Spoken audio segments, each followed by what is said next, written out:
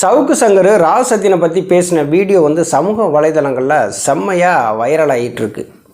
எடப்பாடி பழனிசாமி பிஜேபியினுடைய கூட்டணியினுடைய வெற்றி தோல்வியை நிர்ணயிக்கிற இடத்துல ஐயா ஓபிஎஸ் அவர்கள் இருக்கிறாங்க. ஐயா ஓபிஎஸ் அவர்கள் எடுக்க போகிற முடிவு என்ன அப்படிங்கிறது தொண்டர்கள் எதிர்பார்த்து காத்துக்கிட்டு இருக்காங்க. அதை பற்றி நம்ம பார்க்கலாம்.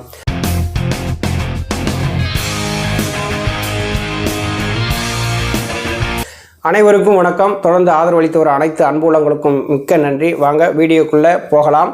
ராஜ் சத்யனை பற்றி சவுக்கு சங்கர் பேசின வீடியோ சமூக வலைதளங்களில் செமையாக வைரலாகிருச்சு. திமுகவினுடைய ஐடிவின் கட்டுப்பாட்டில் தான் ராஜ் சத்யன் செயல்படுறாரு.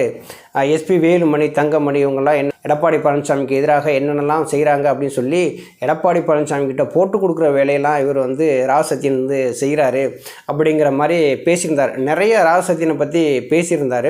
இப்போ சமீபத்தில் கூட கஞ்சா வழக்கில் கைது செய்யப்பட்டு சிறையில் அடைக்கப்பட்ட போது ஆளுங்கட்சிக்கு எதிர்த்து ஒரு பத்திரிகையாளராக எந்த கேள்வியும் கேட்கக்கூடாதா சவுக்கு சங்கர் அப்படின்னு சொல்லி மிகப்பெரிய அளவில் ஒரு அறிக்கையெல்லாம் வெளியிட்டவர். சவுக்கு சங்கர் வீட்டில் மலத்தை கலந்து இப்போ தண்ணியை ஊற்றிட்டு போயிட்டாங்க அப்படிங்கிற ஒரு பிரச்சனை வந்தது.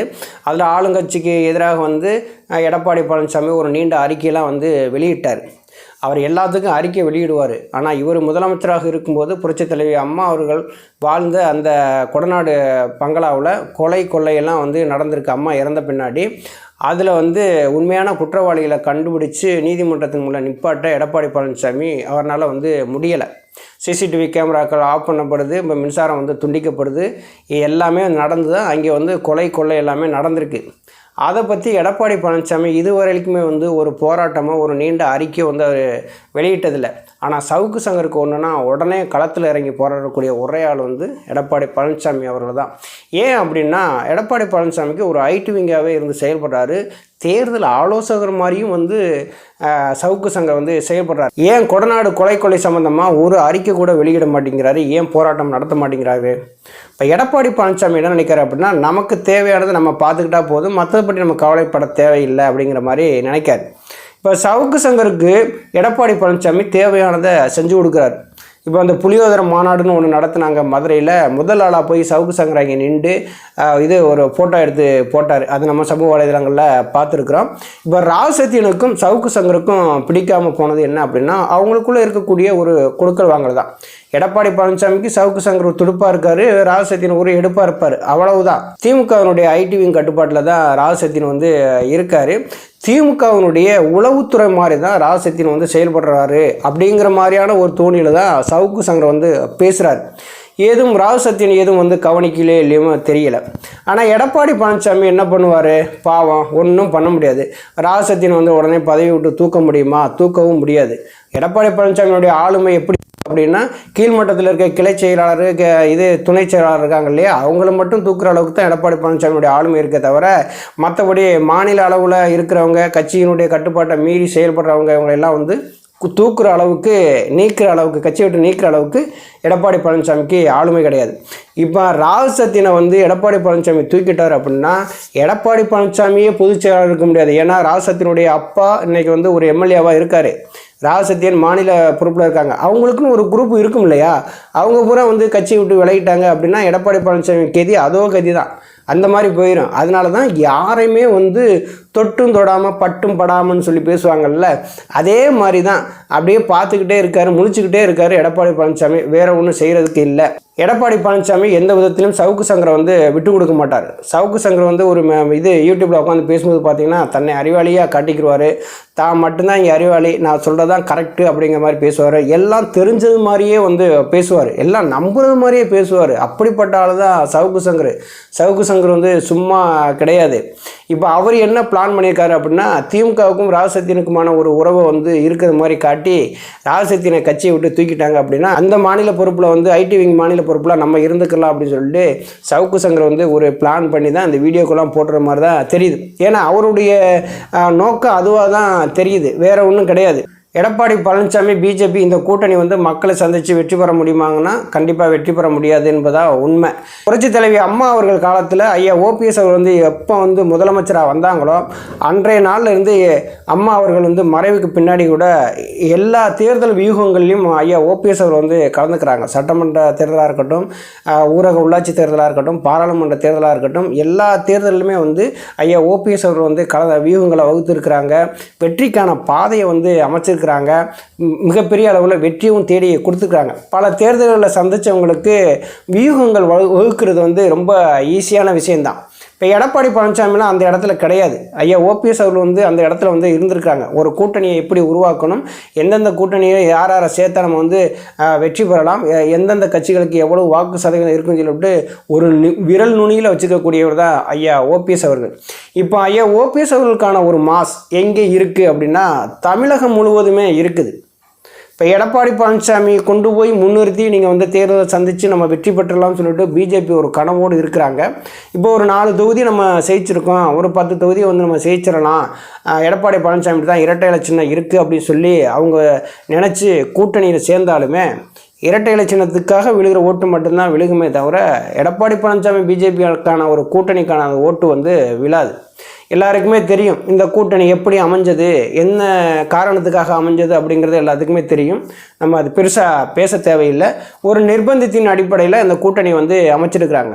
ஐயா ஓபிஎஸ் அவர் வந்து வருகிற 7ஆம் தேதி வந்து சென்னையில் ஒரு ஆலோசனை கூட்டம் ஒன்று நடத்துகிறாங்க. இந்த ஆலோசனை கூட்டத்தில் தான் ஒரு முக்கியமான முடிவுகளையும் வந்து அறிவிக்க போகிறாங்க. ஏன்னா ஒரு தொண்டர்களுக்காக ஒரு உரிமையை மீட்டெடுக்கக்கூடிய இடத்துல வந்து ஐயா ஓபிஎஸ் அவர்கள் வந்து இருக்கிறாங்க.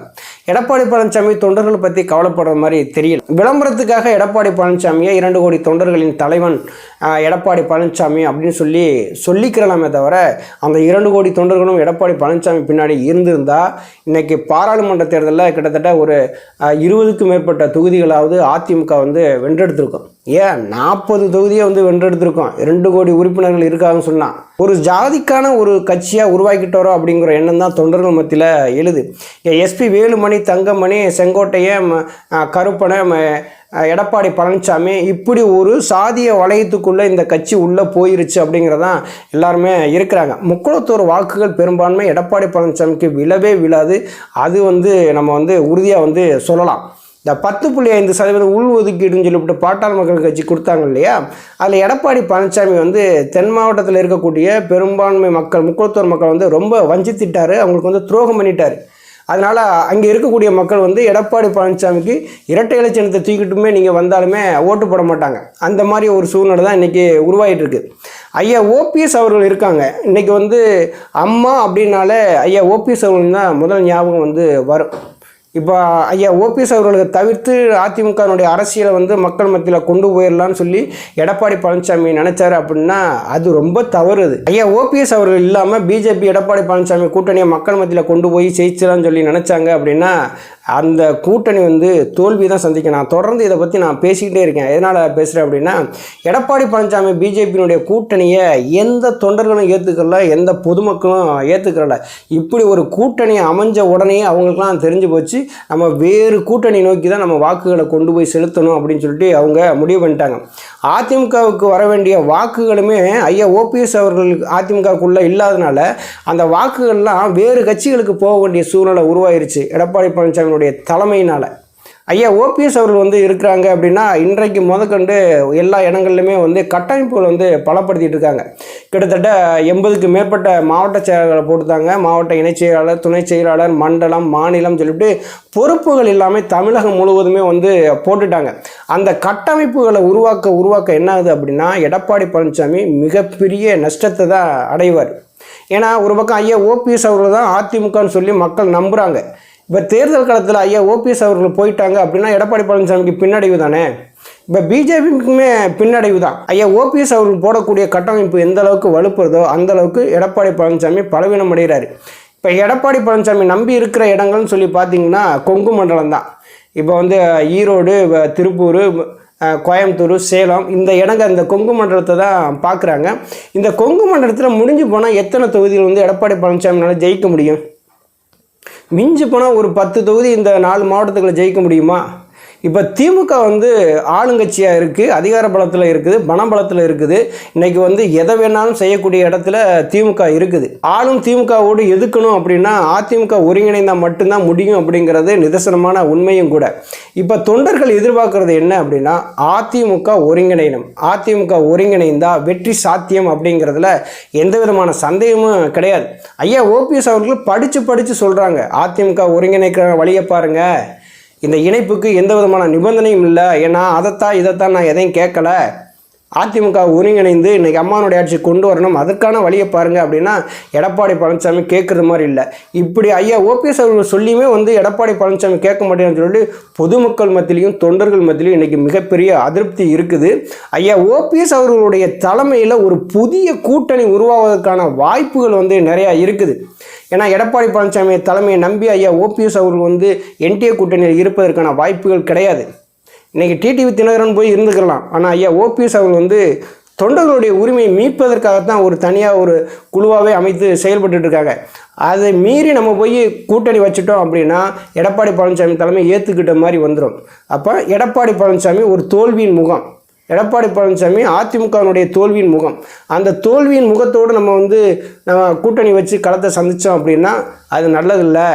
அதிமுகவில் ஒருங்கிணைப்பாளர் இணை ஒருங்கிணைப்பாளர் அப்படிங்கிற முறையில் நம்ம போய் இந்த அதிமுகவை கொண்டு போனோம் அப்படின்னா கண்டிப்பாக அம்மானுடைய ஆட்சி அமையும் அப்படிங்கிறது எல்லோருடைய கருத்தாகவும் இருக்குது. தமிழகத்தில் ஒரு ஆட்சி மாற்றம் ஏற்படணும் அப்படின்னா ஐயா ஓபிஎஸ் தான் ஹீரோ. ஐயா ஓபிஎஸை தவிர்த்து அரசியல் பண்ணணும்னு சொல்லிட்டு அதிமுக நினைக்கவே கூடாது. 7ஆம் தேதி வந்து ஐயா ஓபிஎஸ் வந்து ஒரு முக்கியமான முடிவு எடுக்க போகிறாங்க. அந்த முடிவு எடப்பாடி பழனிசாமியை தரமட்டமாக்கிறோம். அரசியல் வாழ்க்கை அப்படிங்கிறது எடப்பாடி பழனிசாமிக்கு இல்லாத ஒரு சூழ்நிலை ஏற்படும் அப்படிங்கிறது எல்லோருடைய எதிர்பார்ப்பாகவும் இருக்கும். நன்றி, வணக்கம்.